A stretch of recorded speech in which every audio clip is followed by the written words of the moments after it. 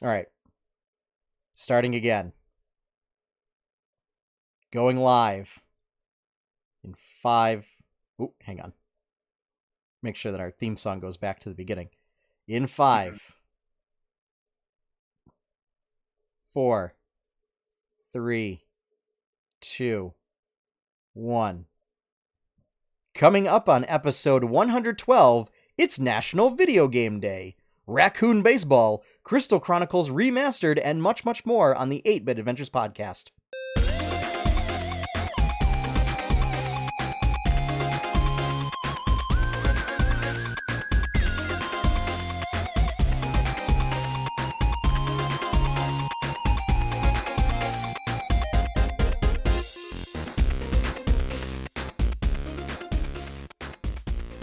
Hello, everyone, and welcome to Take 2 of the 8-Bit Adventures podcast this week. I am your host, Sean Hayes, and my wonderful and extra patient and understanding co-hosts, Courtney Bolin. Hey, everybody. And Josh York. I feel like I'm twice as wonderful as I've been. And not at all getting a sense of deja vu. What? No, never. So for the listeners, we ended up getting like 40 minutes into the podcast and then realized that no audio was coming in. So we're back to bring you round 2 for us of the latest and greatest geeky news this week. First up, We're professionals. we are not professionals, folks. Clearly. We are totally not professionals No, in any come on, nothing about in what any about definition of the word. No. No. But it's National Video Game Day. It Yeah, is. So, I have not played any video games today. It makes me sad. Yeah, I think out of all of us, Courtney was the only one that actually I was really gonna played say, video games today. I've You're a bad actually, person, like- and you should feel bad. Again, I've said this before. I'll say it again. Stardew Valley is not a game. Yes, it is. Yes, it is. No. Yes, it is. You know what, Josh? You're right. It's not a game. It's a way of life. Hey! Whoa! Hey! I didn't choose the Stardew life. The Stardew life chose Stardew me. Life chose me. By the way, Boba Fett. Ooh. Ready? Want to see what's cool about him? He's actually a. Oh, What? he's Oh, a is he- USB. All I saw was the little thing coming up, and I'm like, he's a shank? He's doing stuff. I Yeah, need he's to a Stab people USB with card. Boba Fett? He's a USB card. I Nice. thought it was just a little Boba Fett figure when I bought it. Yeah. And I was like, oh, why's the head come off? I'm like, oh, it's Oh, a that's USB cool. card. That's nice. Oh, it's USB. Oh. Yes, that's how I keep all my school stuff on. Nice. That is you should see absolutely legit. you should see my desk at school actually. I took all my like Dragon Ball Z figures and anime figures and stuff and my Oh, big yeah. Thrall figure I have. Yeah, I put them that's- all on my desk. Every time the You- kids walk by my door and like stop dead in their tracks and look at my room, staring at my desk and like crash into each other. Dude, yeah. you are the teacher that I would have crushed on so hard in high school and I'm middle just school. again, Like I'm any- just, There was I'm just a- thinking that I know what I'm doing. But there was video a- games. Yeah. Yes. I played a little bit of Heroes of the Storm today. Okay. Got my that variant that up counts, to that counts. 15. And I, again, like I said, always go Twin Blade with variant. Yep. Even when your team needs a tank and you don't care. You want to be the hero you want to be.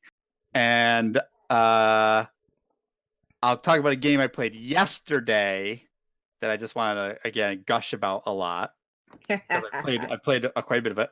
This game I've mentioned before once on the podcast. It's called Hellblade: Senua's Sacrifice. And just to kind of give an idea of what the plot is, and this is not spoilery at all because I'm only about 3-ish hours in. This game is a short game. I've looked it up. It's only about maybe a 9-10 hour game, but I don't feel like any of this is super spoilery because it's in any trailer you've seen or any like footage. It's all there. Yeah. So you're a Celtic woman. This is, oh geez, I'm trying to guess the era. Probably medieval, pre-medieval times. Iron Age. Yeah. And Northmen have come and wrecked your home and killed your beloved, and you are going on a quest to Helheim to get his spirit back. And so the kicker is, and really the focus of this game is, highlights this. The main character is 100% schizophrenic, and you are always hearing voices, always there, to the point where like it's so unsettling that sometimes I need to take my headphones off for just a second and just not hear the constant noise And because feel very, very lucky that you yeah, get to well, take your headphones right, off. and exactly. Well, and this is what I'll get to later, where it highlights it in a very Yeah. direct and thoughtful way.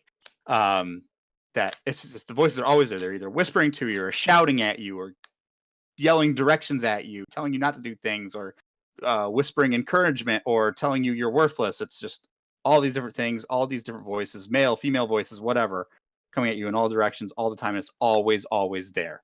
No matter what you're doing, if you're just walking around exploring, they're always at least just whispering there in the background. And the game, it's recommended you wear headphones so you can get the whole 3D effect of the voices coming at you from all directions. And I'm not entirely convinced that this game is actually happening. I have a feeling, and maybe I've proven wrong, that this may be just a psychotic break or something for her. That this is all just in her head, because the game is you're literally going to Helheim, and you're going through these Norse worlds, and you're fighting these demigods and gods, and you're trying to go find Hela, and all this stuff. I'm not convinced that this just all isn't just an illusion, or just something she's making up or dreaming it or whatever. But yeah, the gameplay, I guess I describe it as Gone Home. If anybody's played that, it's just a walking simulator mostly, where you walk around a house and look at objects. Where it's a lot of this game is just walking around. You are just walking around and solving pretty simple spatial puzzles mostly, where you're trying to find, the example is there's a rune on the door and you need to find the rune to open it. So you're looking in the branches of trees to see if the branches make the shape, or maybe it's a shadow on the ground, or maybe it's two beams of a building. If you stand at a certain angle, you see it. But it's a lot of stuff like that, little relatively simple puzzles. And as I will say, if I can figure these puzzles out, you can figure these puzzles out, because I am very, very awful at these types of things. I just, for whatever reason, I don't have an eye for that type of thing generally. My head is always in direct attack and damage and that type of thing, and warfare strategy. That's where my head's always at, not in solving logic puzzles. Wait, you don't like logic puzzles? I'm not that I don't like them. I'm just generally not great at them. I feel it is a weakness of mine. Yeah. So yeah, that's like the game. And there's combat. It's not like as fast paced as like a God of War, that type of thing, but there's combat, and I'd say the combat's methodical, because it's more, you have to think of when you block and when you roll and when you attack, and it's not like super quick. It's very back and forth, and picking and choosing your attack and defense. But it's just, I wanted to talk about it a lot. One, because what I've played so far I love, and I want to gush about it. And I paid half price on it because it was on sale this weekend. Yeah. What was it called again? Hellblade: Senua's Sacrifice. It's on PC, PS4, and Xbox One, I believe. I am playing it on PC. Yeah, it's just so I think the big thing is, and what I've heard in a lot of reviews and talk about this game, and one of the reasons I want to play it was, one is I like the aesthetic of this game. I like the setting. I like the whole Nordic and Celtic kind of, like I said, Iron Age aesthetic and look. And two, just the way it highlights mental illness, and really, and not in like a silly way or a funny way, or the bad guys just crazy or whatever. It's like, No, it takes it on. It sounds like it takes it on in a very realistic yeah, way. again, I don't know that much about it, and because I've never experienced it personally, right? So I would assume that this is the closest, I hope, that I ever would get to experiencing that type of thing, of just the consistent, always in your head, always hearing it nonstop.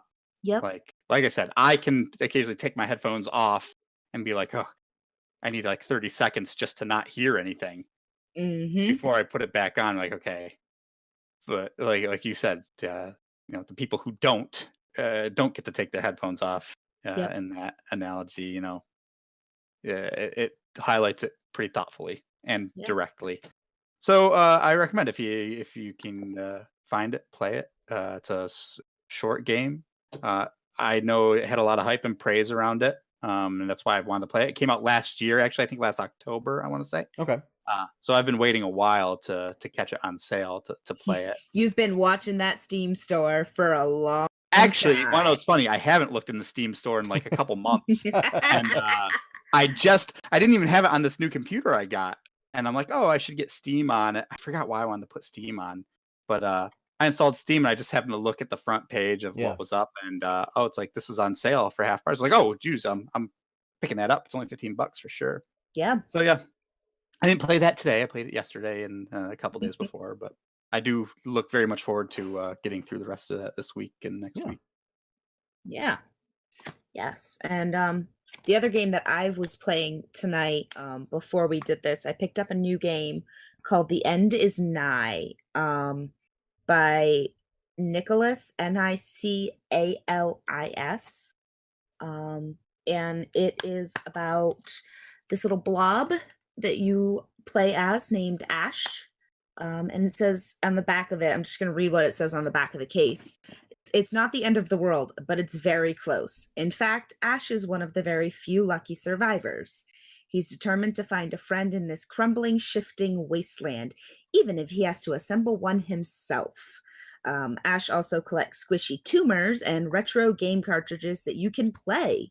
You can make yourself a friend. Ash will never stop trying as long as you're still in it.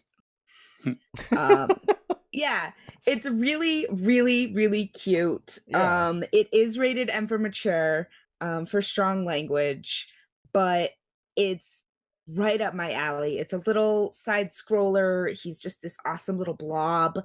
You have to figure out, like, it's kind of puzzly because you have like each different level. You have to like figure out how to get the tumor or how to get this, that, the other thing. And I really like it. I really like it. I've gotten maybe 5-6 hours in. Okay. Since I got it. I was able to pick it up pre-owned for $20. And when I saw it came in, I was like, oh, that looks good. And I'm having a lot of fun with it. So it's definitely something I was glad to add to my game collection. Okay.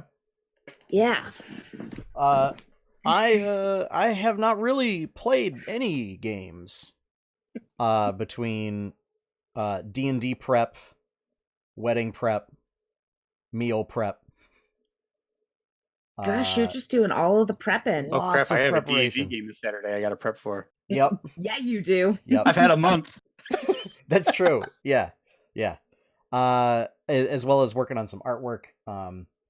But one game I did want to talk about that I am interested in picking up is called Crawl. It is available on PC as well as PS4, Xbox One, and the Switch. Woo. It's best done as a party game in which you are all adventurers traveling through a dungeon. And in the first room of the dungeon, the door locks and you all have to kill one another. And the idea is it's just a PvP slugfest. And the player that comes out alive, so the last person standing, gets to remain a human while everyone else becomes a ghost. And then it becomes Pac-Man. It becomes the case of the ghosts running around like possessing objects and collecting ectoplasm to summon and then become monsters to try and kill the living player and take their place as the ghost is then revived and becomes human again. And the player that was alive now becomes a ghost to take their place. So the goal is like to kind of see how long you can remain a human. And then the longer you remain a human, the more human experience you pick up to purchase adventurer traits. And the longer you're a ghost, you pick up ghost experience to get better monsters that you can turn into over the course of the dungeon. And then as you're working your way through and like people are swapping places with who's living and who's dead and stuff, at some point the living player can then go try and fight the boss of that dungeon. And they go to fight the boss, and the ghosts are helping the boss monster either by like possessing different heads or different stuff in the arena and everything. And if the living player slays the boss, they win. And Wow. so you're trying to essentially jockey for power. It's got like some roguelite elements in it. Namely that like stuff will carry over. And that, you could think that like, when you're alive to the next time you're alive is like a different play session, quote unquote, to draw like a roguelite comparison. But yeah, the idea that like even if you're dead, you're still making progress. That it makes it easier to get back into a living body. Yeah. And quicker. Yeah, I like the fact that you're not stuck as a ghost and that you can still do a whole bunch of stuff. Yeah, it does almost like an interesting catch-up mechanic in that regard. Yep. Where like if you're never able to kill the player, you are amassing a lot of experience as a ghost, and you are eventually able to turn into some really nasty monsters. Which means that you will be more difficult to dispatch, and you have an easier time sort of knocking off the living player. Mm-hmm. And then the living player can find shops to purchase items and equipment and stuff like that. So it does have that roguelite element as well. I believe the dungeons are randomized. So there is that as well. But yeah, that is currently available for all 4 platforms. I don't know the price. I can't imagine that it would be more than like $20 to $20. Maybe $20, $25. You're even going higher than I think it might be. Maybe. I mean, that's entirely possible. Let me bring up the eShop. I am completely Steam. guessing. What's it called again? On this. It's called Crawl. Like Dungeon Crawl. Yep. Yeah.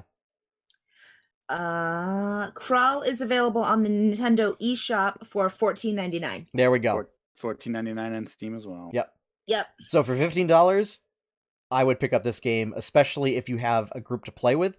It does do same screen, right? So local multiplayer.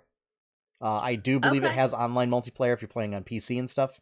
But I think it's best done with local multiplayer, all playing on the same couch, kind of a thing. So Sean, the next time I come over, yeah, the I'll next make time sure we to do bring we my do a game night, Switch. we'll either do Overcooked or we'll do Crawl. Street Fighter Yeah. No. Oh. Although at this rate, the next time I have a game night, we might as well play Smash.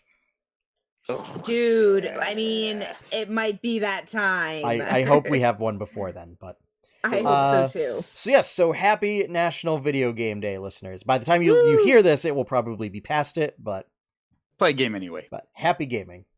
Play a lot of games. We got a whole bunch of news. My God. So speaking of games, why don't we jump around a little bit in the topics, and I will make sure not to miss any this time.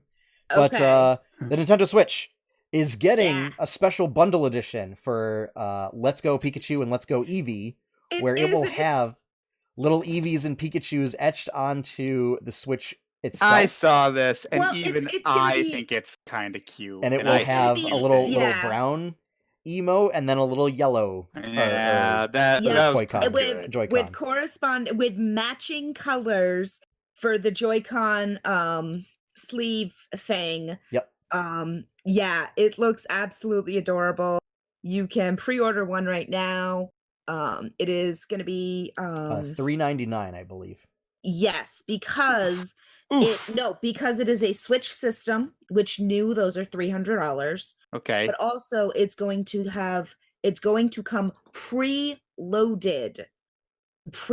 Oh, that's interesting. With Let's Go Pikachu or Let's Go Eevee, whichever you choose. Yeah. And it's going to have the Pokeball accessory with it as well. Yeah. So which is basically the price of the Let's Go Pikachu or Let's Go Eevee with the Pokeball is about $100. So, but yeah, it's the really cool thing is that Let's Go is going to come preloaded onto the system. I'm actually more in favor of bundles having stuff preloaded on them. I know computer manufacturers will do that. Most special edition like PS4s and Xboxes do. So if you get like, I don't know, if you got like the Destiny 2 PS4, it'll have it preloaded. Usually those games are preloaded on them. I dig that. Yep. I like that. If you got the or if you go and pick up the new NBA 2K19 Xbox One S, that comes preloaded onto it. I am Yeah. 87% sure. I But, mean, I don't know how I feel about that because I kind of like. I don't know. I guess this is where I. You like prove I'm a spending half bit the old day school. downloading the game onto your machine. No. I like physical copies of things. Oh, yeah, I'm yeah, with yeah. you. I'm Like, with for you. example, like I'm gonna pull something up real quick here.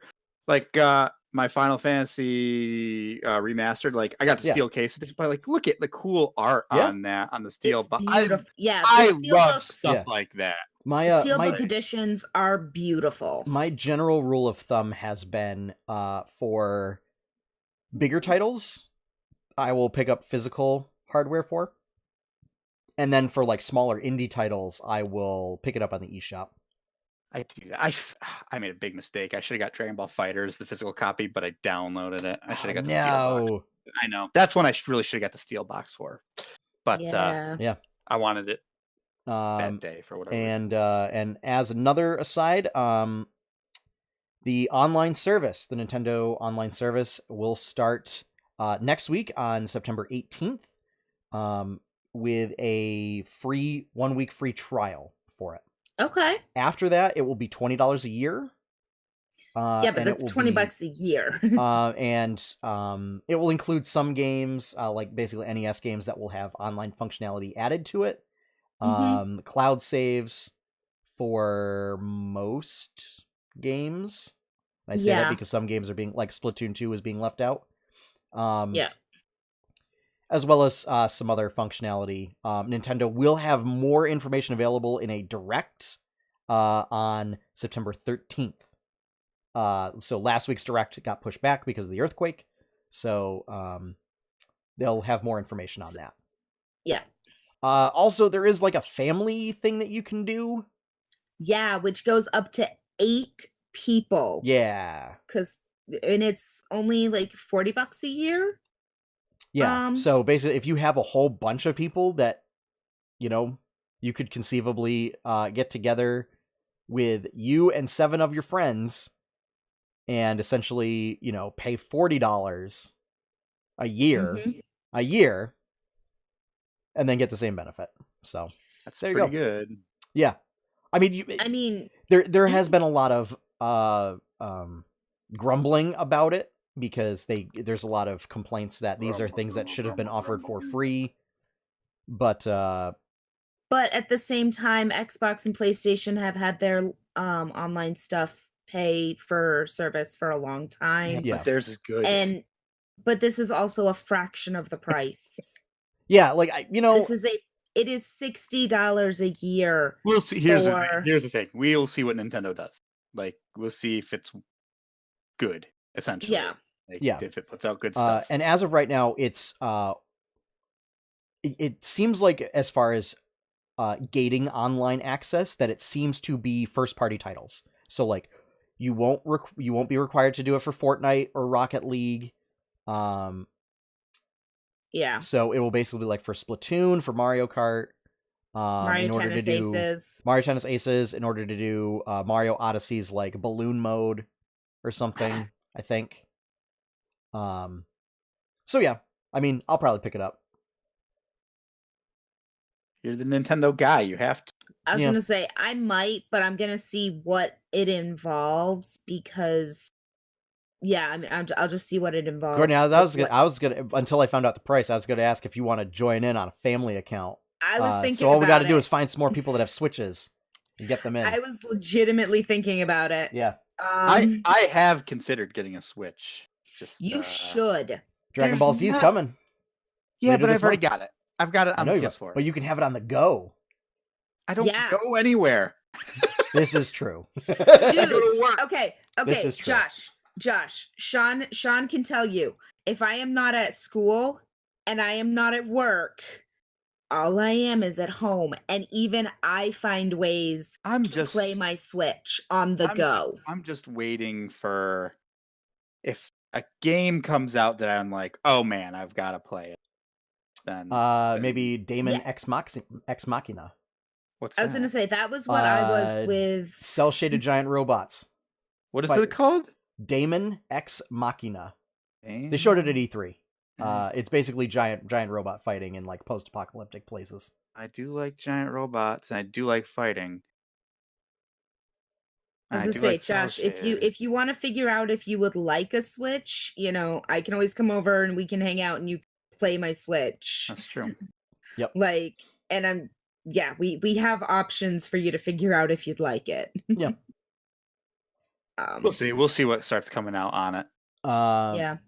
Well, one thing that's coming in 2019 to the Switch and PS4, Final Fantasy Crystal Chronicles Remastered! What? Yes! I vaguely remember this game when it was on GameCube. I loved this game on GameCube. And the sad part was that you pretty much had to play it multiplayer. And no one ever wanted to play it with me. I remember playing it with my youngest brother. So on the GameCube, the way it worked, Courtney, was you couldn't just use controllers.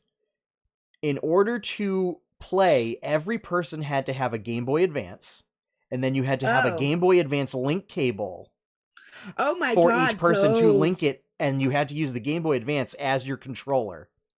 Oh my god, those game. I gotta think of different finals. So, was there a second Crystal Chronicles? Was there two? They did make a couple of them. And some of them were for like the portable system, like the DSs and stuff like that. Because I do not remember having to use a Game Boy Advance as a controller. So if you played single player, you didn't have to. But if you played multiplayer, you did. Okay, maybe I played it single player. So the way this game works is you pick one of 4 races, either a Yuk, a Selkie, like a human or a Hume, I think is what they were called. And then I forget their name, but they're like little dwarf-like dudes that don't look like dwarves. They show up in other Final Fantasy games, and they're like some sort of like super like colonial warlike race, despite being like gnome-sized. I forget their name. They're in like 14, I think. I'm sure they are. And like 13. They're in the MMO ones. But anyway. Yeah. Unfortunately, the only Final Fantasy that I've ever played, and I realize how quickly I could fix this, but the only Final Fantasies that I've played are X and X2. 10's a good one. 10 2. They might be in that game. But no, they're not. They're not. Okay. They're definitely not. But I will say, like, unfortunately, and I've thought about getting into it, but yeah. There's just so much. There's a lot of them. Well, the good news is most of them, Courtney, don't have anything to do with any of the other ones. That is true. All the mainline games, definitely. Yeah. Oh, and really? Crystal Chronicle, no, each one is its own world and story. Yeah, that's why it was never supposed to be a series. Hence why it was the name Final Fantasy. It was his last chance to make a game, essentially. Yeah. Okay, that's why he named that it makes okay. Yep. And then it caught on, and and then they just kept making more. 10 is good. I liked it. I really liked it. Ha ha ha ha ha ha ha. That's the famous meme, Titus laughing. But with Crystal Chronicles, kind of a departure. So it's not a turn-based sort of it's RPG. More like action RPG, right? It's kind of more action RPG. And like magic is done by like you find magic orbs that you have to add to your inventory, and then it lets you cast that spell. My biggest question. Yes. Is it fixed camera? Yes, actually. Good. Yeah. No, because I have learned that I can't play games that aren't fixed camera. I'm really like I just can't coordinate it. Like it's been terrible. I've tried so hard to play Wolfenstein and Skyrim. I mean, it's also like I wanted can't, to so bad. If I recall, I don't think you can jump. I can't remember. There's not a lot of verticality to stages, so that's not really an issue. It's not a platforming sort of action RPG. Well, my question is like, do I have to change the way that the camera sits, or is it okay? No, there are times where I wish that you could, but of Phantasy Star Online, kind of. You ever played that? I played Phantasy Star Online 1 and 2 on the game. Yeah, I feel like if I'm remembering it correctly, it kind of reminded me of that style game, like action RPG. A little bit. It was. I mean, the art style, no. Obviously, I'm saying gameplay. And if I recall, I think you basically picked a weapon as opposed to a class. That sounds like a Final Fantasy thing to do. But the main thing of this game is that the world is surrounded by this like poisonous fog called miasma. And if you're playing single player, you have a little Moogle that follows you around that carries a chalice. Moogles! And what the chalice does is the chalice creates a field around you that protects you from miasma. Now in multiplayer, it's somebody has to carry the chalice. And then the idea is that like when you get into combat, like you would drop it and then you create this like bubble that you fight in, kind of a thing. Because if you go outside that area, you start taking damage, and that damage, never goes away until you heal it, but that sort of stuff. But your goal is that you're going through and you're collecting this myrrh, which is the liquid that you put in the chalice, and then bringing it back to town to help keep your town safe and strong. So yeah, very focused on like caravanning and like caravaneers. And that like you pick a trade for your family in town that gives you access to certain crafting professions and stuff. And then in multiplayer, you can fuse magic together, and that's how you create more powerful magic effects. So like in Final Fantasy, how you have fire and Fyra and Fyraga kind of a thing. Yeah. Each player can cast fire. And then what happens is when you're casting, you get a little targeting like reticule. And then if two players overlap it and then cast at the same time, you instead cast Fyra. And then if three players do it, you cast Fyraga. Fyraga, okay. And then you can mix and match elements to create different stuff. So yeah. Music's great. I really dug the art style at the time. I actually liked kind of... there was a grind to it, but I actually enjoyed the grind a little bit. Because it was like you would... you could... It was a lot like running dungeons in Warcraft kind of thing, and then getting like a chest at the end where you got loot from. And, the goal kind of was like, how quickly can I get through this thing? So yeah. It like, Sounds I would say that it's pretty popular. But I also know that it was like one of the few big Final Fantasy games to come out on GameCube, so that may have been why it was popular. One of the only Final Fantasy games to come out on GameCube. Yeah. Probably, I would not be surprised. None of the mainline games did. No, none of the mainline games did. Because let's see, GameCube, that's what, PlayStation 2 era. So yeah, that was when Final Fantasy 10, 10-2, and 12 all came out, and those were all PlayStation 2 games. Yep. And then 13 came out on 360 and PS4 or PS3. Yeah. But 2019 is when that releases. And it's also coming out for PS4. So cool. No word if it will have online multiplayer. One would have to assume. Yeah, but you know what happens when you assume. Well, and then if You're it does, generally correct. It will probably, unless something miraculous happens with Sony, it will not be cross-platform multiplayer. No, Sony said they're never doing it. I just read an article. Sony doesn't play well unfortunately, with others. Josh, you and I will never be able to play this game together. That's okay. I don't plan on playing that game anymore. Okay. Courtney and I can play this game together. Hashtag not my Final Fantasy. It's not. It's very different from the mainline series, but it's very charming. Yeah, I like the like drawn and painted art that like what would you call that? Oh my god, I'm blanking here. I don't know what you're trying to. Yeah. Not the in-game art, but I like the illustrations. The illustrations and all the stills. I mean, there is one particular illustration that super resonated with me. Promo art, maybe I would call it. It's like one of the pieces of promo art, I think, but they're sitting inside the caravan, and they're like looking at all their loot and stuff, and like looking at scrolls and tomes and stuff like that, and it's just super well done. So yeah, cool. Yeah, let's see. Definitely have to look into that. Yes, yeah, but again, 2019, so. It could be Q1 2019. It could be Q4 2019. We don't know. It could be this December. I might know soon. I mean, it's a remaster, so it's not like a completely new game. Yeah. So there's that. Really quick, season 2 of Iron Fist is out on Netflix. I heard that it's much better than season 1, so maybe I will watch it. Why I is know what I'm Loris Tyrell the watching. Iron Fist? I don't know. I know what I'm binging. Yeah. Courtney, have you watched any of the season 2s of the Marvel Netflix stuff? I watched like season 2 of Jessica Jones type of things. Yeah. I've only seen Um, Daredevil, and I've just completely missed everything else. I have watched a bit of Jessica. Mm-hmm. And I've watched a little bit of Luke Cage. Now that I have finally finished and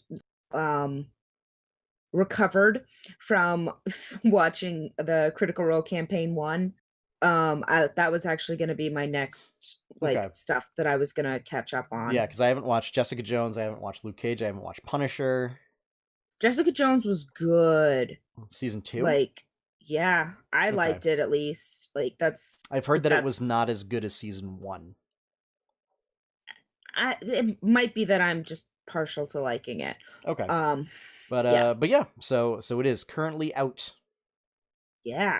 Oh, quick, speaking of Marvel, I've been reading Miss Marvel. Miss Marvel. Ooh, Miss Marvel. I've been reading it mostly because I think I said this. I did it as a lesson the first issue in school. Yeah. To my 6th graders. Yep. And they seem to like it, so I got the next couple issues of Nice. it just in case anybody wants to Nice. continue reading it. I'm Cool. just putting it in my class library. And I've been reading it too.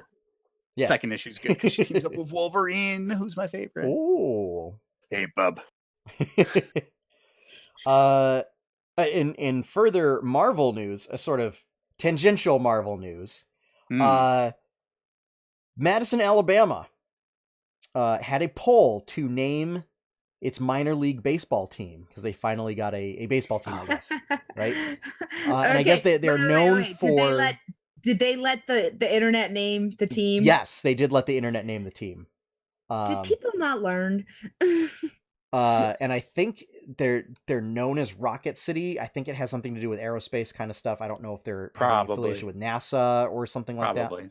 Maybe there's a Boeing thing or. But their team has been named the Rocket City Trash Pandas.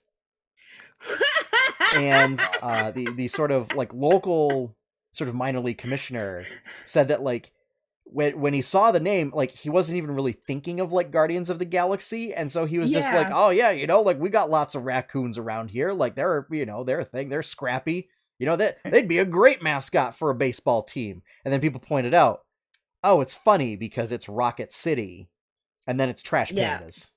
But yes, that will be the name of the baseball team, and the logo that they have is like a raccoon, like a raccoon's head wearing like a baseball cap.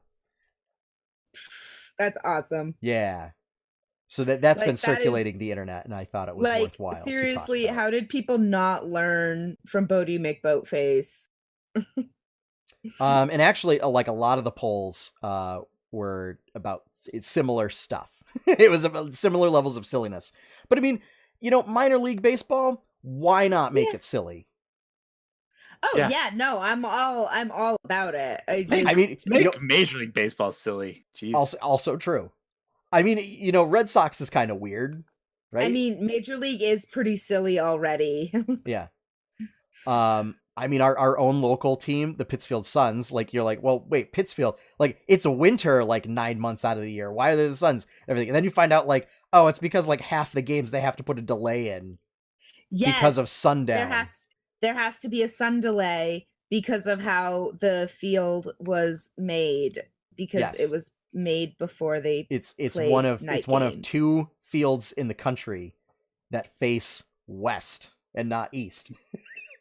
So every time they have a game, they have to have a delay because the sun gets in the batter's eyes. We have sun delays. Yes. Not rain. Occasionally rain delays. And pretty much. Why don't they build some type of thing that? Why couldn't you just build something that stopped? Did you ever watch the Simpsons movie where they tried to block out the sun? I mean, maybe they should just watch 300 and just shoot a whole bunch of arrows around that time, and have they them should hire archers every game. Yeah. Yes, because that makes total sense. I think it's the best decision. Sure.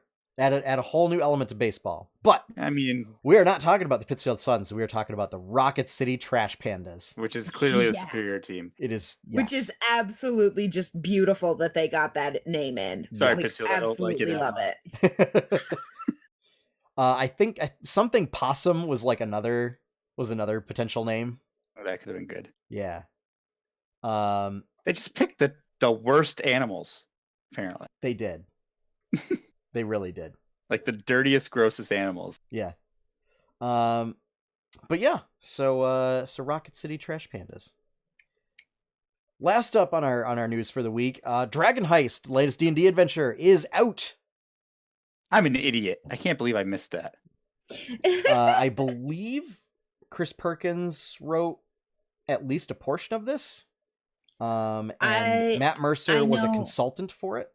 Yep, I know Matt Mercer helped out on it. And they rewarded Matt by actually putting him, I believe it's in the Yawning Portal. Oh, yeah? There's a piece of artwork where they have a whole bunch, like a super crowded, like Yawning Portal illustration. Which, for the listeners, the Yawning Portal is a tavern where there's a giant hole in the middle of it. And at somewhere in this illustration is that you have a little tiny Matt Mercer, like, looking over DM notes and, like, having some dice out on the table and everything. So it's not, like, him in character. It is modern day. It is him. Modern day him, like, sitting at a table by himself, just, like, looking over notes with, like, a DM screen and stuff. So, but yes, so this is a heist, as you might expect from the name, in Waterdeep. So, lots of stuff to go around in sort of the Forgotten Realms' biggest city. And I've perused a little bit of it. I know Josh may want to take some elements of it for his game, and I don't want to spoil too much for myself. But some of the stuff is very interesting, like that the players can come into possession of a building in the North Ward, which is kind of a wealthier district, and the building was previously a tap room and residences, so that the players can then like fix it up and then basically open a tavern. And it talks about like having to work with like some of the local guilds, and if you don't, they get mad and bad things happen when you make some of the guilds mad, like the Plumbers Guild. Or the Dude, I can imagine all sorts of stuff. Or the going Dung wrong Sweepers with Guild, that. who clean the streets out in front of the shop, or the roofers. You don't want to make the roofers mad. Yeah, I wouldn't. Or the butcher. You don't want to make him mad, and he's like an evil person. Oh boy. And he doesn't like his job, and he doesn't like traveling there because he can't afford to live in the North Ward. So if you don't, like, when he shows up, he asks for the fee, and then he's like, no, I need a little extra, and if you don't give him above a certain amount, he's like, he gives you the thought that maybe next time it'll be someone you know. And then he just stands there for a moment, and then he just leaves. And then, there's like a rival bartender who will try and tank your business. Wait, a rival bartender? Or a rival tavern keep. But who still. owns a tavern on the other side of the ward, but it's like a rundown establishment, and he's not good with money. And so, like, rather than taking out a loan to improve his business, he takes out a loan to sink yours. Jacob is taking notes. I know, right? God. I was like, thank goodness. No. Thank goodness that the party in my game has left the island. Yep. I have all the island's money anyway. Mostly. Mostly. But yeah, so if you want to commit sort of medieval-esque corporate espionage, like, there's a whole chapter of the book devoted to it. Let's put it that way. Also has some stuff related to the Zentarum, the Xanathar. That's what I'm in it for mostly. The Xanathar features pretty heavily.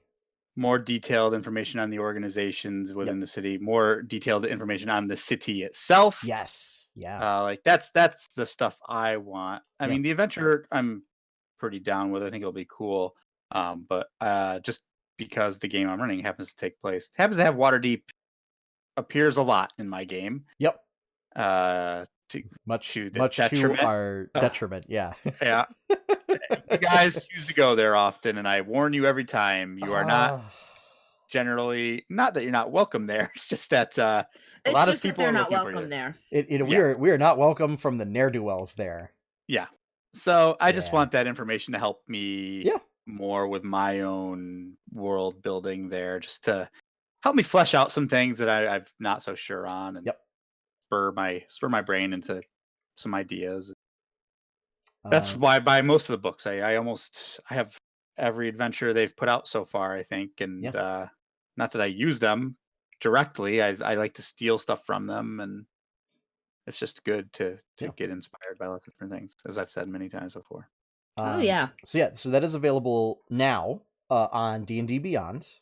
And I as will be well going as to the local game store tomorrow to get mine, if I didn't realize. At your friendly local gaming store. It will be available online and perhaps at bigger retail stores next week. Probably. Like I said, I was in a Barnes & Noble this evening, and I walked by the D&D books just to see, because I don't know why I'd look every single time, but I always do. I mean, you say that like it's a bad thing? Oh, why don't they do have it at our local Barnes & Noble? They have the Tal'Dorei campaign guide there. Oh, that's very interesting. I was surprised to see that there. They had a few copies of that out in the D&D section. If anyone, I almost pulled the trigger on it, but I said, I'm going to hold off. Because I knew Dragon Heist was coming out. Apparently it was already out, but yeah. I might wait until like Black Friday or around Christmas or something and pick up some books. Yeah. I have a hard time in Barnes & Noble. Every time I walk, I go there I can't go in because inevitably I will try and walk out with like 5 books, and I'm like, free Dude, if I go in, each one of these was like $15. Oh! You said 3, not free. 3. Okay. 3. No, not free. Free books. What? Yeah. But yeah, I always come out with at least one, but usually more. Yeah. Yeah, I can't go to any bookstores because of that. Yeah. I just like to walk around them. Every time I see it, I drive by. I'm like, if I go to like Walmart or something, just where we live, that's Barnes & Noble's right there. Yep. I'm like, oh, I should go to Barnes & Noble too. Yeah. Yes. It was tough because I used to meet with an intern at Barnes & Noble to go over. I remember you telling me that. Yeah. And so, I remember that. Having to sit in Barnes & Noble like twice a week kind of a thing. And I was just like, I surrounded by books. No. I remember when that was going on. Yeah, there was a lot of time. That was a lot in itself. Yeah. But yeah, so Dragon Heist coming soon. There's also the Guildmaster's Guide to Ravnica and Dungeon of the Mad Mage. I believe both of those are in November. Cool. So, yeah. Also related to D&D, there is a survey that Wizards put up today, basically asking people about their experience with D&D. Like, why do they play D&D? What are they interested in about it? So, if you are a fan of Dungeons and Dragons, go fill out that survey, because I have a feeling that it's going to relate to future products that they put out and like what they focus on with the game. I would imagine. Is it on their website or is it on? I think it's on their website. It's also they've also like tweeted it out on Twitter and on Facebook and stuff like that. This guy doesn't have Twitter. You don't have to have Twitter to see the tweet, though. Yeah, but that it is on true Facebook. Statement. So, bear in mind, it is a fairly lengthy survey. I filled it. It took me like 20 minutes to fill it out. Okay. But yeah, and yeah, it's basically to find out, like, I think it's just to gain demographics on why people are playing D&D in 2018. Because, a lot's changed. So, to find out like how people are getting into the game and what is most important to them about D&D. So, yeah. I think that wraps it up for this week's news. I think so. After take 2. Let's right. Have confirmed audio is coming in. So good. So why don't we talk about what's going on this week in 8-Bit Adventures? Yes. So, we have a comic. Yes, we do. Calm Mind. It raises your magic attack and magic defense by 1 stage. Sorry, special attack and special defense by 1 stage, because this is Pokemon, right? Yeah. It's like one of the best setup skills in Pokemon, because special sweepers are a thing. Anyway. No. Pokemon humor. Yes. But I'm bad at it, so. Melody is kind of not sure what to do, because the room challenge has changed. So apparently in previous seasons, there was just one idol of the golden monkey broken up. So it was literally just you had to just run around the room and like grab the pieces and put them in the correct order, kind of a thing. And they were like, you know what? Sure, kids have trouble doing it. Adults, especially with magical powers and stuff, they can figure it out. Yeah. So let's fill our room with pieces, and then they also have to do a Holy Grail challenge of figuring out which one.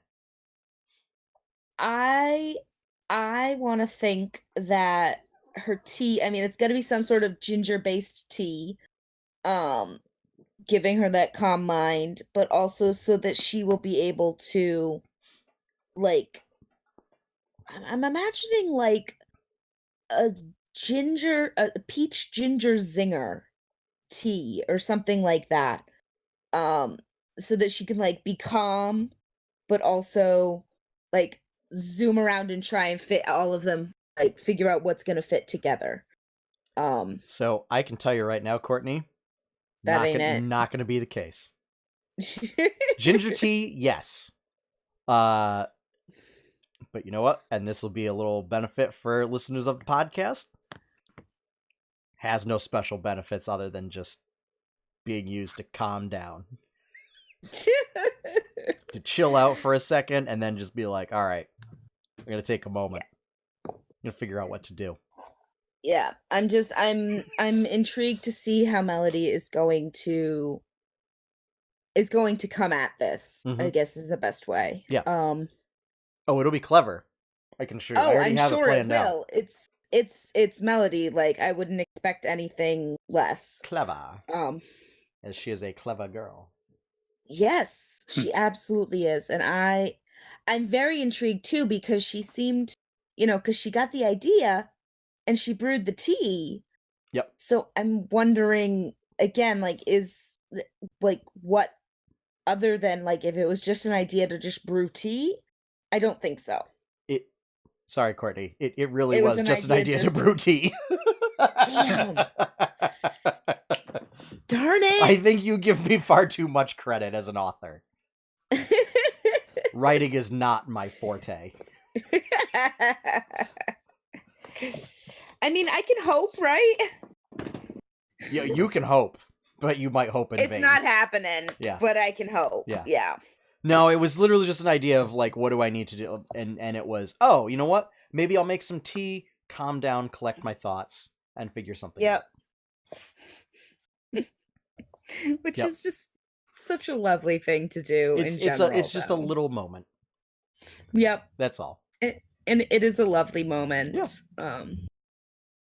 And I really, really hope that she's able to figure it out in time. And because I'm trying to think, there's of some character that, like, when they don't know what to do, they're just like, I'll brew some tea and then we'll figure it out.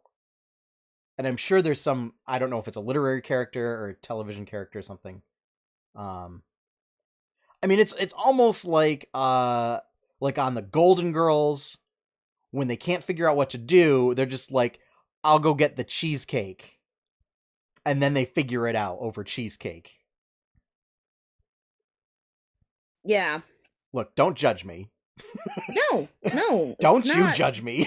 Thank you for being a friend. Yes. We watch a lot of Golden Girls on Sundays. You say that like it's a bad thing. It's not. It's the truth. I was going to say, all sorts of amazing people and actors and not actors, characters have drunk tea, Captain Picard.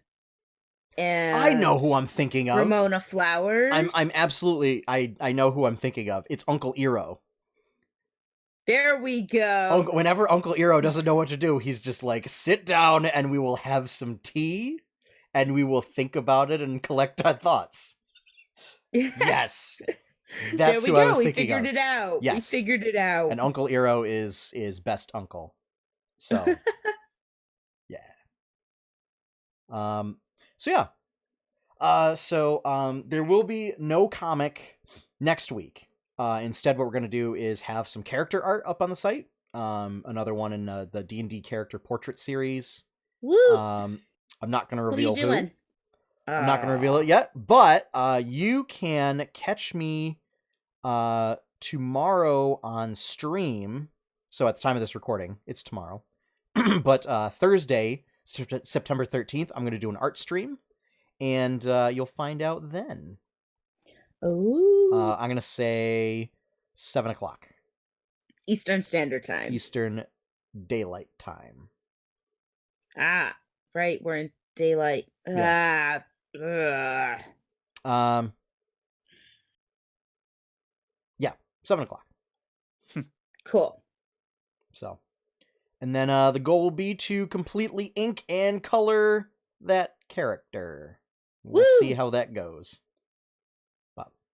So yeah. So streaming, and there I will come up with a regular streaming schedule to do art at some point. You know, maybe a game night and then an art night or something. We'll figure that out and let you know, dear listeners. Yes. So yeah. I think that's it. I think that's it, yeah. Still, we are still not ready to announce Super Secret Project. What is it? Nope. Secret Sauce Project. That's what I was thinking of calling it. Yes. Secret Sauce Project.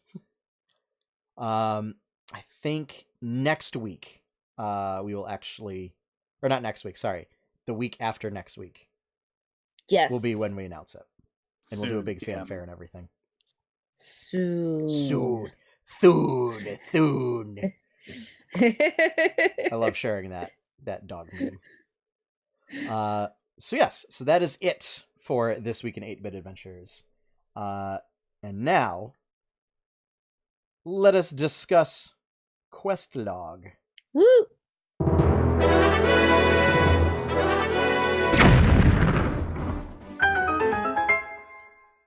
We are continuing our Playing with Class series.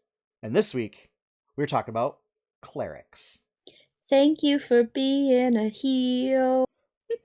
You may know them as Jester, Caduceus Clay, Omen Drawn, Pike Trickfoot. Mm-hmm. I'm running out of clerics. Oh no. I don't know. Oh no. I don't know anymore. I played a dwarf cleric called Cruising Altitude one time. It was Cruising Altitude. Yep. Yeah. It was a one-shot game. Our own Leoven something or whatever, which are their name. One of the players in Josh's game plays. We don't have any clerics in my game. And a lot of the podcasts I listen to don't have clerics. I always recommend a group have a cleric. Whenever I have a group, when I start forming a group, I'm like, someone might want to play cleric. Yeah. Good. Well, I will say our group also has... Our group has a paladin and a druid. Yeah, what does paladin have to do with that? And a bard. Yeah, spot healing. Mm-mm. Yeah. Myself. Or that one hit point that somebody needs to get back up from being unconscious. Or but we're not my talking about hands into a. But we're not talking about paladins today. But we're not talking about paladins, and we're not talking about druids. Druids are next week. So, the big point about clerics. So clerics are basically like divine wizards in their level of flexibility in what they can do. They're a full caster. Full caster. They prepare spells. So last week we talked about the difference between like known casters and prepared casters. So clerics just have a number of spells that they can prepare each day. So it's almost like preparing like your loadout of abilities each day. And then you can swap them out. And the only limiting factor is what cleric spells exist in the book and what level you can cast at. Because unlike wizards, clerics are not confined by a book that they pull spells from.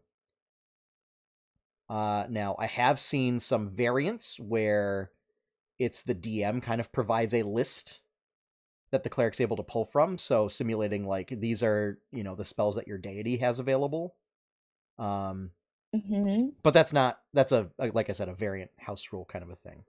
But the idea is as a cleric, you are sort of you are a clergy for the deity or being or spiritual force that you serve, and spreading the good word of them. And so, have you heard of our good Lord and Savior, the Traveler? Yes.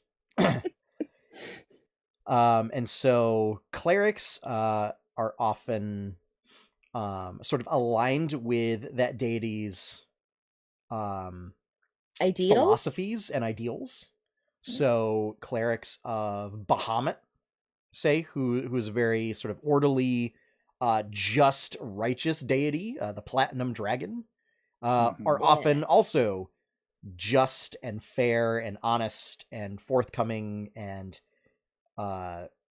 espousing law and order, but law and order that serves the community for good. What if I want to be like the cleric of Baal, who is the god of murder? I mean, so you could be, in which case, yeah, it's bad. I mean, this is basically like you're basic like on the surface from what like the average person would see, like in game, is that kind of just like a deranged cultist, right? Going around just like killing people in the name of some other power. Well, what if you weren't so cultist? overt? What if you weren't so overt about what absolutely. you did? You what could if be you a did professional it on the low. You could be a professional assassin for Baal. Baal would be Diablo. Yeah. But yeah, no, I mean that's totally. I mean, there's also you could be a cleric for any deity, right? Yes. Mm-hmm. Yeah. So, the only limit is, for example, the only limit is what who is Omen-Dran's patron deity? Tamora, who is the goddess of fortune, luck and fortune. Luck. Yeah. Yes. So he uses that to his advantage to start basically an adventuring corporation, a chain franchise. Yes. Adventuring corporation. Yes. Chain franchise. What? So Omen-Dran, who is played by Tycho Brahe. Is that how you pronounce his last name? Tycho Brahe of Penny Arcade. Okay. Is a cleric of Tamora, and he forms basically an adventurer's guild that turns into a corporation that he then creates franchises of across Faerun and recruits adventurers to be employees of him. And basically all of the spin-off series of Acquisitions Incorporated are the various teams and franchises. So there's the A team, which is what Oben was part of. And then there's the B team, and then what's running now is the C team, which is includes a couple of folks on there. But often they will like have to report back to headquarters and receive like missives from Omen and stuff like that. Interesting. Yeah, I think the B team, or maybe a mix of A and B team, is usually reserved for live shows. Yeah, so I mean, I was just using it as an example of different deities and different flavors of how you can play your cleric. Cleric doesn't just have to be, oh, I'm the holy person and I'm the light in the darkness and blah blah blah blah blah. That is for very the darkness. For very traditional, right? Kind of what is considered quote unquote holy. That would be a take. But so I would say like real quick. Yeah. Joey in our game plays Leoben. Lathander is a pretty would be your pretty standard The Lord of cleric Light. god. Yeah, it's the Lord of. He's not just the Lord of Light. He's the Lord of Rebirth. Yes. And It's very Game of Thrones. The dawn, right? The rebirth. There's a new dawn. Yes. So yeah, That is very Game of Thrones. Wow. Yes. Okay. I don't think it's as creepy as that Lord. No, no, no. Lathander's actually like super not I creepy. guess you could say Melisandre is a cleric of some weird deity. Very much so. Yeah. Yes. Yes, I would absolutely say that. Potentially a dark deity. We don't know for sure. Who knows? Who knows what she does? Yeah. Or she could have just twisted her religion. It's possible. And in the Eberron campaign setting, that was one of the things where clerics, to introduce some moral ambiguity. In 3rd edition, it used to be that you had to match your deity's alignment. Right. And what they did was in Eberron, they said, you just have to match it with one step. Yeah. Which made like either being having a deity that was part neutral or having a true neutral deity meant that you had a lot of flexibility. But yeah, so you could be, a heavily armored, kind of like holy warrior kind of a thing that's like not quite a paladin, but functionally mostly a paladin. Yep. Or, you could be, a very lightly armored, like shepherd of the people. What would you say is the cleric's role within a party? So I think all clerics can fulfill like a support role. However, as with wizards, clerics have a lot of versatility, and as such, True. like they could, depending on kind of the spells that you pick each day and the kind of armor that you wear, you could, potentially serve as a frontline defender type person. You could be kind of a ranged spell slinger. Or,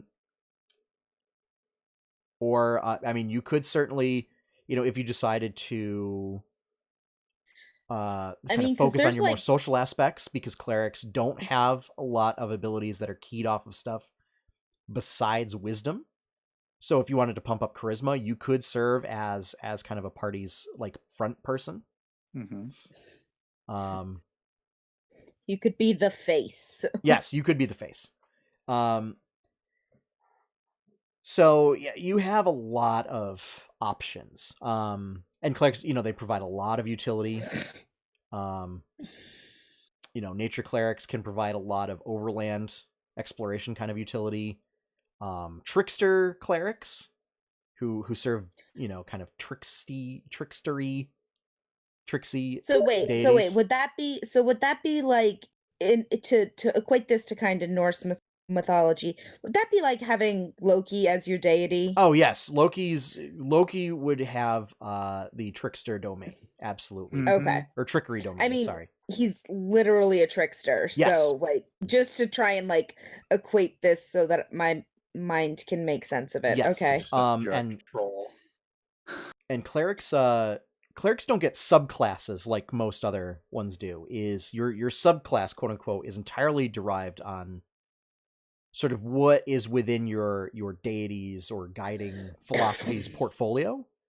And then you pick what is known as a domain based on that. So, if it's a deities of like the harvest, might have nature or life as a possibility. Yep. A deity of death, might have death, but that's often considered like a very like undeath kind of a thing. Or it might have the grave, which is also sort of attended to like the natural order. Or just like decomposition kind of a thing. Or a fate deity might be trickery, or might be grave. Yeah. Since grave is all about, fate and like when is it people's time to go, when is it not people's time to go. War is kind of a popular domain for deities because any deity related to battle of some sort or honor, valor, protection, typically will have war. Storm is another popular one. So sea deities, weather deities. A lot of them have storm. Nature is popular. So any deity of the wilds. But yeah, so picking that will give you a bunch of abilities as well as some bonus spells that are always considered prepared for you. So, So life do clerics, for example, Yeah. always have some manner of like cure spells and restoration spells and revival spells available to them. So that way they can use their other prepared spells to pick like more utility type stuff. So wait, does that mean that like because when you say that are always available, does that mean like these are ones that they maybe in storytelling way they've known them, so they don't need to prepare these ones? They're just still always available? It is, so mechanically speaking, they are always considered as prepared. Okay. But yes, in the lore, it could be that because it falls within your deity's realm, you are always able to heal people's wounds or light darkness or I would flavor wise, I guess I would describe it as it's derived directly from your deities. Yeah. Your deity or Okay. your deity's portfolio or whatever. Yeah. As where the other Okay. ones are ones that any cleric could do, just kind of as a wizard would you kind of just got to know, like prepare. Yeah. Yep. Be Yeah, ready it's to and it's important to note that Be every prepared. deity can grant their respective cleric the ability to heal wounds or cause Mhm. wounds, right? Because even clergies of sort of quote unquote evil deities, they would want to they would want to have their faithful be able to heal their other servants, kind of a thing. Yeah. Because in D&D, healing's not necessarily considered a good or evil act per se. Like healing magic is not good or evil. It just doesn't It's work on mechanical utilitarian. beings, and it doesn't work on the undead because they don't typically have bodies that can be healed. Right. So it used to be the case that healing was like considered positive energy and inflicting was considered negative energy, and they've done away with that in recent Release the editions. light. It just Yeah, reminds me of Little Nicky. Like a little that's what just went through my head. Yeah. So yeah, so you get bonus spells that are always considered prepared. You get some abilities Okay. that are related. Usually, you will get some kind of either tool or armor proficiencies. The more kind of combat oriented deities will grant their followers, well, or as part of the training of their sort of clerical order, will become proficient in like heavier armor. Whereas like clerics Yeah, of like because the I know a forge and lot knowledge of domain will pick up like additional skills or tool proficiencies for being craftsmen or scholars. because I know of a lot of clerics, and at least this is just from what I've seen and heard. But like a lot of them wear like plate armor. Yes, many clerics are proficient with heavy armor. Like, ugh. That is often why clerics will pick dexterity as a dump stat, which is where you put a low score. As they could be portrayed as either kind of older and just not as nimble as they used to be, or that they're just slow to react physically, or they're just not light on their feet. And then they'll compensate with heavy armor, sort of a thing. Now you don't have to do that. You could have a very nimble sort of trickster cleric that kind of just looks like a rogue in everything but sneak attack. So Oh man, you're giving me fun ideas now. You realize yes, that, right? yeah, clerics, you can Like fulfill every a time we do wide this, variety of I'm character thinking of a archetypes. character. Yeah, the only common thread between all clerics is that they derive their powers from faith. And it's either faith in a deity and that faith is rewarded, or it's inner faith from believing in a philosophy or set of principles that they can draw upon.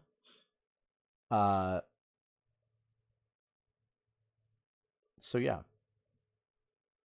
And that's kind of what the basis of quote unquote divine magic is. Yeah.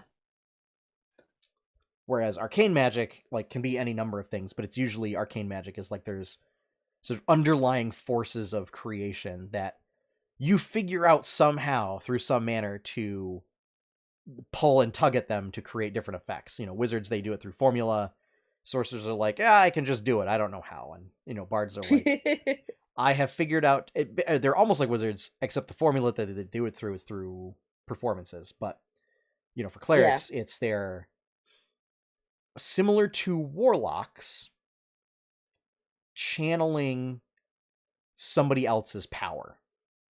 And the difference is that clerics do it through a divine power that they don't necessarily make a deal with to gain some power. They understand that they are just vessels of their deity's will that they're serving. I always understand it as they just, because of their worship, or they worship so hard that they gain powers from that deity. Okay. Yeah, whereas, you know, a warlock is often making a deal to get something out of it, and the patron wants something in return. Whereas a deity is usually just like is the spell casting is usually a reward in and of itself through worship and devotion and spreading their will. But they're very similar, which is why in 4th edition there were a couple of other divine classes, like one of which being the Invoker, which the idea was clerics petition their deity for spells and then enact their will through those spells. Deity? Yeah. You know, well, basically they worship their deity and they petition them for spells through prayer, right? And you say petition, and I'm thinking like, did they have to like write essays to their deity? No, Courtney, the word petition has many different uses. I understand that, but the most common. Yeah, whereas through prayer, they would, you know, ask for specific spells, and be able to channel their deity's power through that. Whereas invokers, which were more like an old school, no organized priesthood whatsoever, divine servant of a deity, is kind of just like old man in robe standing on top of a mountain with a staff, like hurling lightning bolts at people. Is a direct conduit of their deity's power. So it's not like they're asking for power, the deity grants that power, and then they're able to kind of like use it and shape it as they will. It's like they hold their staff up and they're just like, all right, and then they hold their hand out and they're just like a lightning rod for divine essence. It's a little interesting take. You can totally do that with a 5th edition cleric kind of a thing. The lore is a little looser. So yeah. That's awesome. Yes. Yeah, very cool flavor in that stuff. So, because of my upbringing, I'm honestly just thinking of like Moses parting the Red Sea. Yeah, invokers were heavily influenced and by that's like what Old I can Testament imagine. figures. Yeah, that's exactly what I can imagine of like a cleric just like holding up a staff and just like God, like their deity in general, like coming down and parting the seas. Yes. It's like that is exactly the image that came to my mind. It was usually smiting people with lightning bolts and stuff, though. Less like parting seas and more smiting. But same deal, though. Like they would also make covenants, so there's that too. It's very very Old Testament inspired. Yeah. But yeah. So, I mean, as far as like mechanically building a cleric, I mean, it's really, you'll want wisdom. You know, clerics are supposed to be very wise individuals and versed in the ways of the world. Well, and also, aren't a lot of their like spell saves and spell DCs your DC wisdom based? Yes, your spell attack rolls and spell DCs are based on wisdom, as well as some other utility type spells. but yes, so the non-mechanical reasonings were what I provided before. And yes, Courtney, thank you for providing the mechanical reasons. Yeah. You probably want Constitution because everybody wants Constitution for hit points. But then outside of that, it's whatever you want. You know, you want to make a cleric Yeah. that is actually not very strong. You know, prefers to kind of hang in the back and heal people or use magic. You know, you could have strength be your low stat. You know, we mentioned dexterity being the low stat. If you want to be a cleric who's kind of in tune with the world but not very book smart, you know, that flies, man. You want to be a cleric that is actually not very good at dealing with people, you can do that. And that makes for an interesting thing, since clerics are typically, you would think that clerics are going to have to deal with people as typically clergy. But you could say that you have divine power and you're not actually a member of a priesthood. Yeah. I mean, that's yeah. Also, there are hermits for a reason. Yes. Yeah. Like I want that's to be like the one cleric of this one rando demigod or something, and like you're the only worshiper. So Jester. so Is Jester. it? Yeah. I haven't paid that much attention to the. So it has come out that there are like that the traveler has admitted that there's only like 7 worshippers or whatever. Like Jester's one of 7 people. And Yeah. then Yeah, at some point in and the campaign, what's- she may meet the other 6. But what's really cool is they were going through something and she actually found something for the traveler. Yes. Like Yeah. like his symbol. Oh, that's cool. But yeah, I agree. Yeah. Like the idea of, and I think it's something that's been done before, but is still in any game an interesting thing is, you know, to be let's say the first of a new demigod. You know, Yeah. new divine powers are forming all the time in D&D. It happens on a routine basis in Dragonlance. The gods tend to change over a lot in Dragonlance. And like deities are always like murdering each other and stuff, so yes, there's usually new positions opening. especially often. for lesser deities. Put your application in. They'll get to There's reviewing new- it. They'll review your resume and Yeah. you might get. There's Yeah. So I mean, you know, maybe not necessarily like a big overlord deities, but certainly like smaller ones. You know, like I'm sure. Like let's take this this god of murder, right? Let's He say was former adventurer, by the way. yes, yeah. Let's say him and 2 other guys. They were like the biggest murder hobos that ever murder hoboed, yes, and they eventually Hey. became. They all became aspects of the god of death, because the god of death was like, "I'm sick of this. Take over." Yep. Each one of you gets a part. One of you is like murder. One of you, I forget it is. I'll look it up right now. But Yeah, I remember that.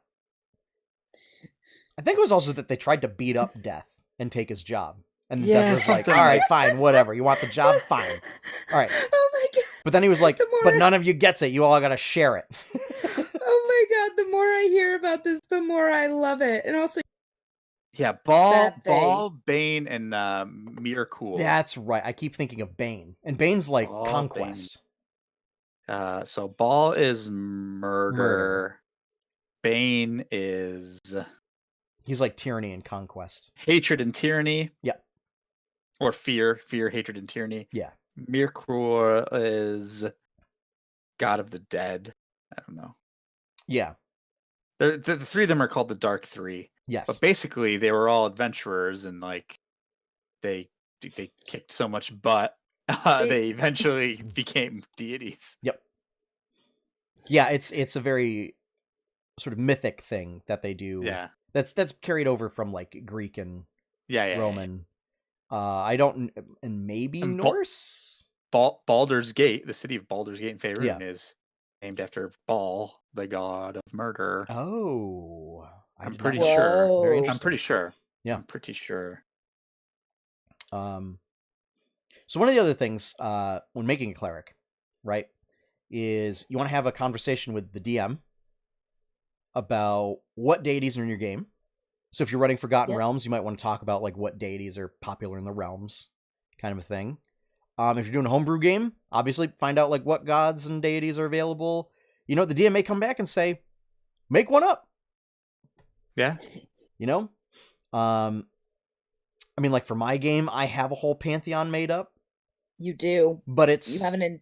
But there is still room for sort of minor deities. And then once you think about that, then think about like what is your character's relationship with their deity?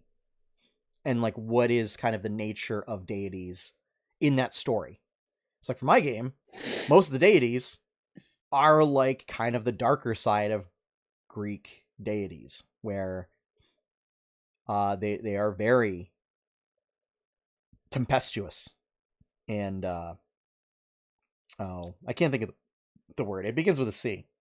But it's like typically used for like fae, where they're like mercurial, and like, you know, one day, you know, you may bring them gifts and everything and they'll be super happy, and then the next day you don't, and they're like, oh well, you're smited with blindness.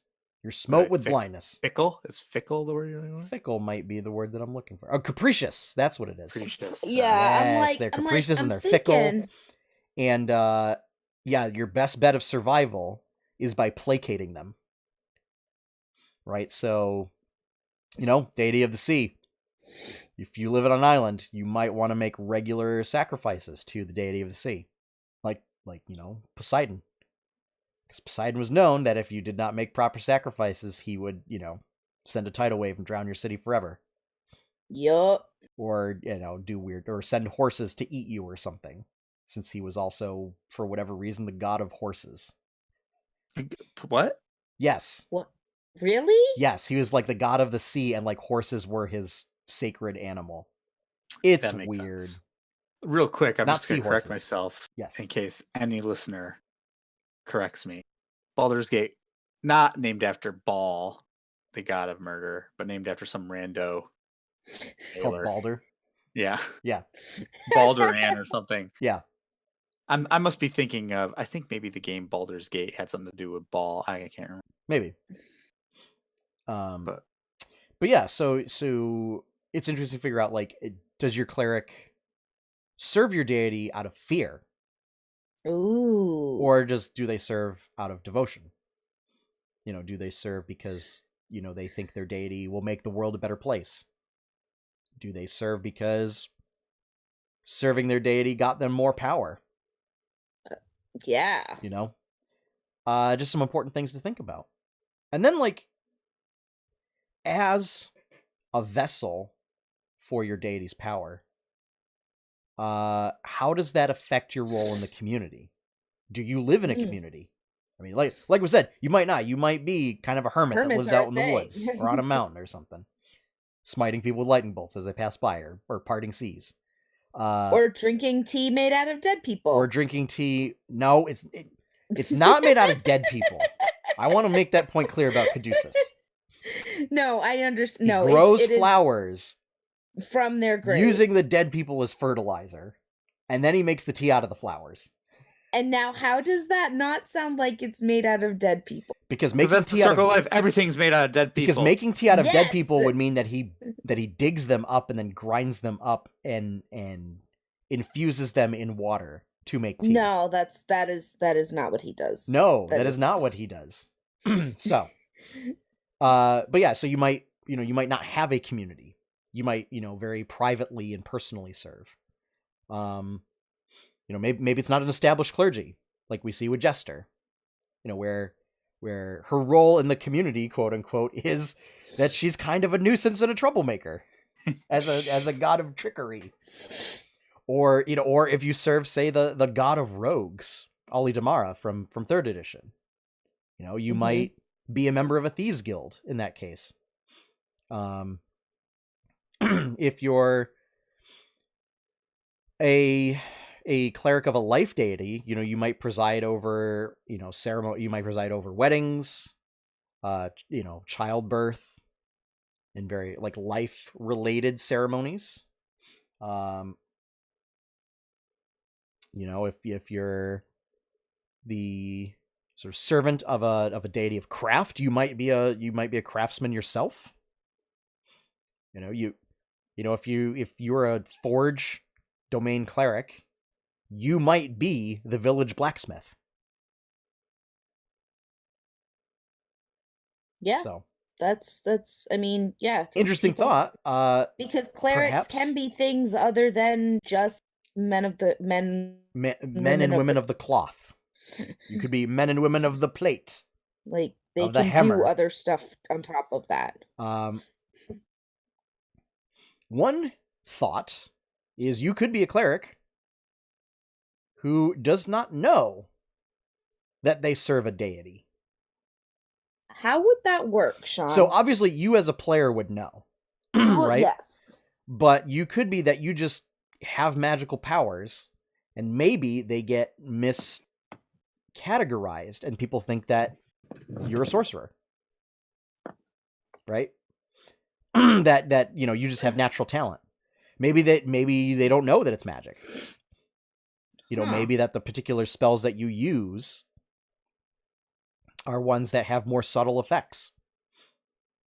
But yeah, I think that would be an interesting That case. would be very fun to do. And then you find out that your power comes from somebody else.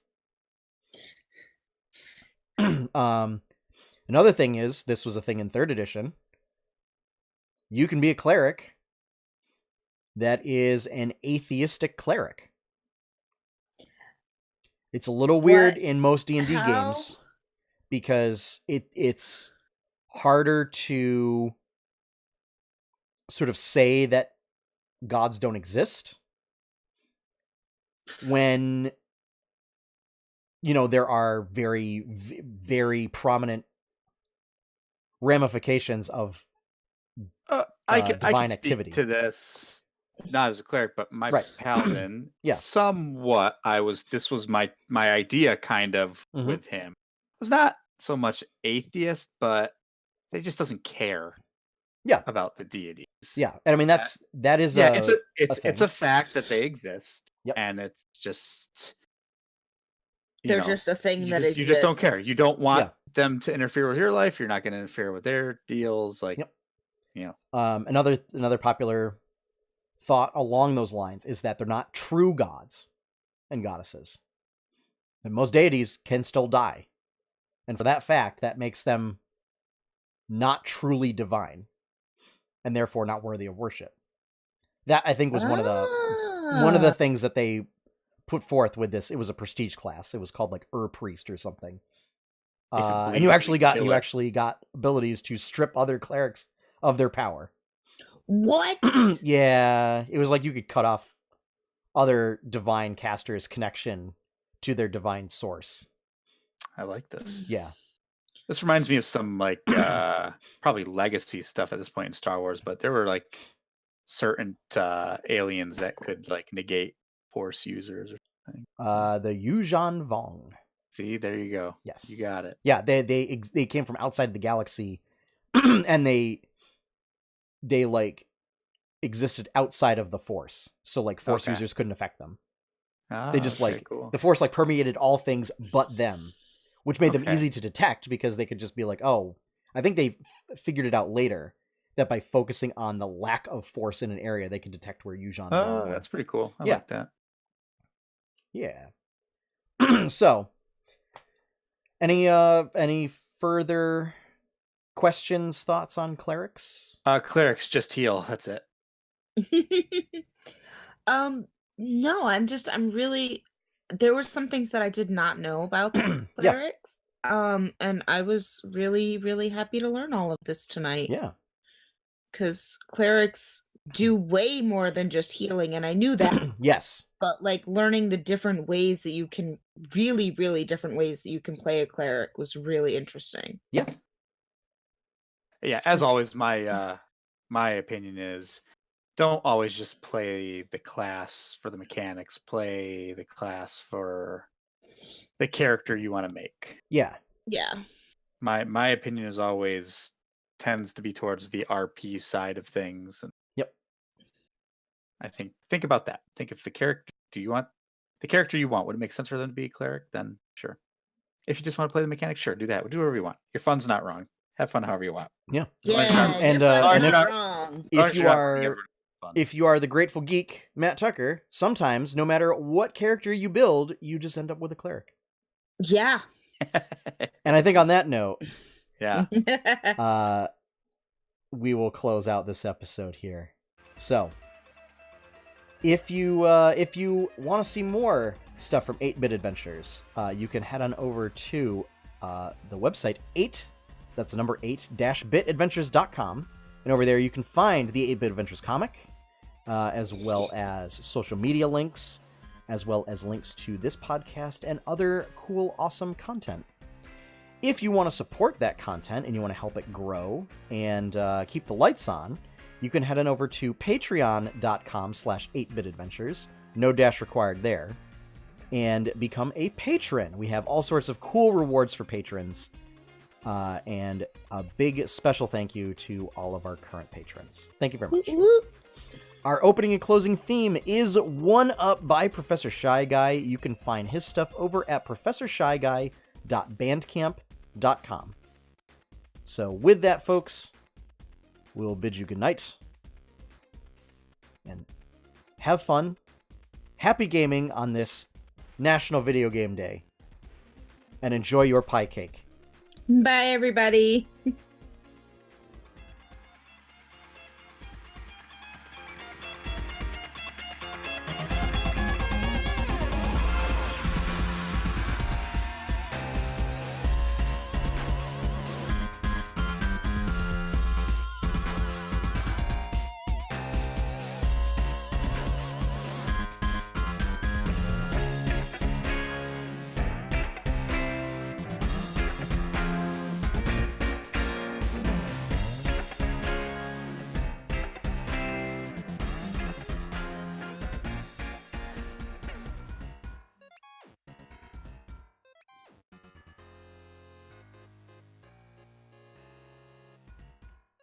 And remember, folks, it's smote, not smitten.